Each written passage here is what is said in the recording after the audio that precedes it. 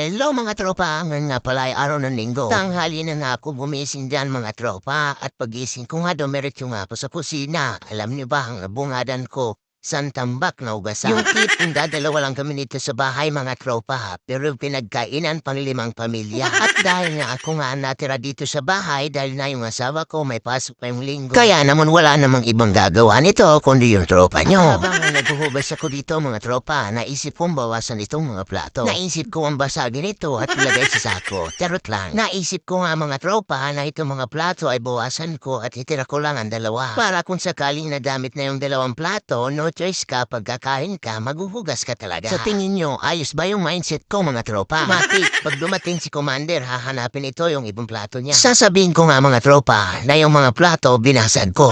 Dahil lagi na lang nakatambak sa lababo. Kaya lang naisip ko, baka hindi pa natatapos yung salita ko, basag na yung mukha ko.